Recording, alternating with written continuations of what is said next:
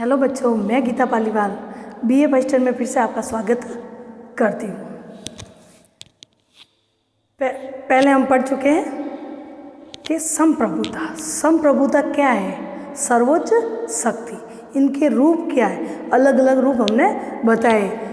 अब एक विचारक है ऑस्टिन, आपके सिलेबस में ये है ऑस्टिन के संप्रभुता की विशेषता, यानी ऑस्टिन की संप्रभुता की विशेषता, संप्रभुता सिद्धांत की विशेषता।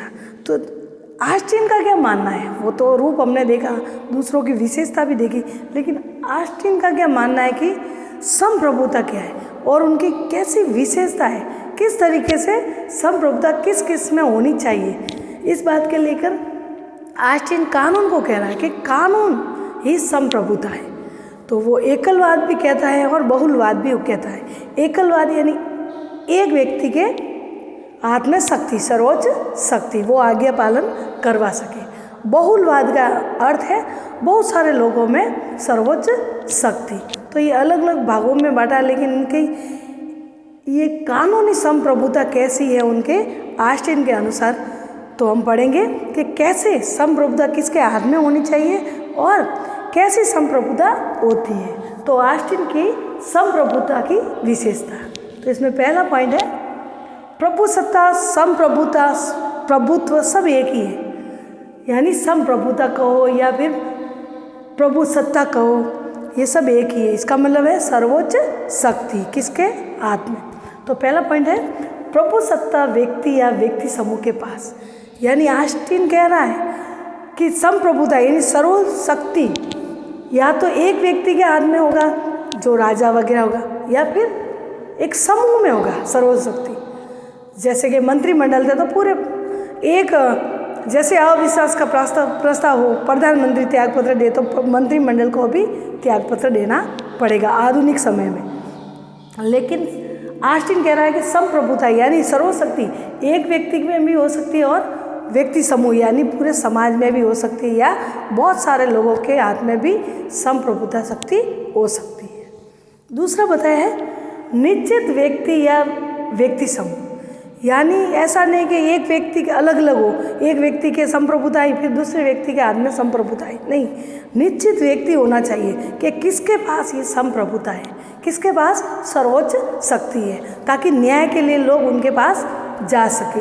नहीं तो अलग अलग व्यक्ति के पास होगी तो पता नहीं चलेगा। तो कहने का मतलब कि जब भी संप्रभुता किसी राज्य को मिले उस व्यक्ति को, तो वो व्यक्ति निश्चित होना चाहिए कि इस व्यक्ति के हाथ में संप्रभुता है। तो ये ऑस्टिन के अनुसार ये भी दूसरी विशेषता है। तीसरी बताई है ऑस्टिन ने संप्रभुता की विशेषता में सर्वोच्च, अनन्य तथा अविभाज्य, यानी पूरे राज्य में एक ही सर्वोच्च सत्ता होगी, यानी पूरे देश में एक ही सर्वोच्च सत्ता होगी और अनन्य, अलग नहीं होगी, और अविभाजित, उनको विभाजित नहीं किया जा सकता। तो हमारे वो उसमें भी हमने विशेषता पढ़ी, तो वो एक ही एक कुल मिलाकर के जो रूप बताया उसमें भी ये अनन्य अविभाजित बताया। ऑस्टिन ने भी ये बात कही है, कह रहे कि उनको अलग नहीं किया जा सकता और पूरे राज्य में एक ही सर्वोच्च शक्ति हो सकती है, यानी संप्रभुता हो सकती है, अलग अलग व्यक्तियों में बांटा उनको नहीं जा सकता है। ये ऑस्टिन का विचार है। चौथा है आदेशी कानून है, यानी आदेशों को न मानने वाले को दंडित किया जाएगा। तो ऑस्टिन के अनुसार ये विशेषता भी बताई है कि आदेशी कानून है, जो व्यक्ति के हाथ में सर्वोच्च शक्ति है, जैसे सरकार है, प्रधानमंत्री के हाथ में शक्ति है, उसके अलावा न्यायपालिका के हाथ में भी शक्ति है, लेकिन आदेश ही कानून है। अगर वो आदेश निकालते, नियम बनाते, तो वो ही कानून है, और उन आदेशों का पालन जो नहीं करेगा उनको उस राज्य में दंडित किया जाएगा। तो कहने का मतलब जिसके पास शक्ति होगी, सर्वोच्च शक्ति होगी, उनके आदेश ही कानून के रूप में लागू होंगे और उनको लोगों को मानने ही पड़ेंगे उस राज्य में रहना है। तो पांचवा है पूर्ण आज्ञाकारी, यानी प्रभुसत्ता को समाज की बहुसंख्यक से पूर्ण आज्ञाकारी प्राप्त होनी चाहिए, यानी जिस व्यक्ति को सर्वोच्च शक्ति प्राप्त है वो उस राज्य में बहुसंख्यक लोग रह रहे, जो लोग रह रहे उनकी पूर्ण आज्ञा से प्राप्त वो उनको संप्रभुता मिलेगी। यानी लोग जो उस राज्य में रह रहे हैं उनको ये मन में होगा कि नहीं, ये संप्रभु है, ये व्यक्ति संप्रभु है, और ये लोग भी मानेंगे ये हमारा हित का कार्य करेंगे और आपके आदेश ही हमारे जो आज्ञा है। तो लोग भी माने, ऐसा नहीं कि वो निरंकुश होकर तानाशाही होकर लोगों को दबाव बनाकर वो आज्ञा मनवाए, ऐसा नहीं होगा। लोग भी उनका समर्थन करेंगे तो वो प्रभु सत्ता कहलाएगा या सर्वशक्ति उस व्यक्ति के हाथ में होगी। अगर लोग उस राज्य के नहीं मानेंगे तो वो उसके पास संप्रभुता या सर्वशक्ति नहीं है। तो वही है कि हमारे प्रधानमंत्री जैसे जीते मंत्रिमंडल जिस पार्टी के है, भाजपा हो चाहे कांग्रेस हो, तो लोग उनका आदेशों का पालन करेंगे, जो नियम बने उसके आदेशों का पालन करेंगे। तो लोग मानेंगे कि हाँ यही सर्वशक्ति है, तो जाके उस व्यक्ति को शक्ति मिलेगी, वरना तानाशाही होगा तो लोग आंदोलन करने लग जाएंगे। कहने का मतलब कि बहुसंख्यक लोग उनका समर्थन करके उनको आदेशों का पालन कर सके। छठा है राज्य का परम आवश्यक तत्व, यानी ये राज्य का आवश्यक तत्व है। कैसे? बिना सर्वशक्ति के राज्य को राज्य नहीं कहा जा सकता।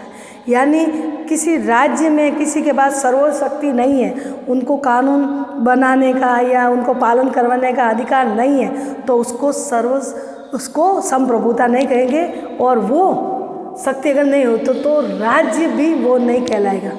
अगर सर्वशक्ति की पालना नहीं करते लोग तो वो राज्य नहीं रहेगा, वो ऐसे ही बातें होगी। सातवां है शासन की अनिवार्यता, यानी बिना संप्रभुता के राज्य की कल्पना की ही नहीं जा सकती। यानी शासन में अनिवार्य संप्रभु अनिवार्य होनी चाहिए, किसी व्यक्ति के हाथ में सर्वशक्ति होनी ही चाहिए, नहीं तो राज्य की कल्पना ही नहीं की सकती। वो राज्य कहलाएगा ही नहीं जो आज्ञा का पालन नहीं करवाए, या फिर कानून लागू नहीं हो, नियम नहीं बनाए गए, ये सब नहीं होगा तो समझो वो राज्य है ही नहीं। तो राज्य कब बनेगा? जब सर्वोच्च शक्ति व्यक्ति के हाथ में होगा। समुदाय में भी हो सकता है, यानी समाज में भी हो सकती है शक्ति, जैसे कि लोकतंत्र में जनता का शासन, किसकी शक्ति किसके हाथ में? जनता के हाथ में। क्यों? कैसे जनता के हाथ में? क्योंकि जनता द्वारा चुना गया व्यक्ति ही शासन करता है, और वो गलत उनके जनता के हित के कार्य नहीं करे, जनता की मांगों को पूरा नहीं करे, तो क्या होता है? जनता उनको हटा देती है और नया व्यक्ति स्थापित कर देती है। ठीक है बच्चों, ये हुआ ऑस्टिन की संप्रभुता के सिद्धांत की विशेषता। ये सब बातें ऑस्टिन ने कही है, लेकिन ऑस्टिन के ये सब बातें का खंडन भी हुआ है। कल हम पढ़ेंगे ऑस्टिन के संप्रभुता की आलोचना। बाय।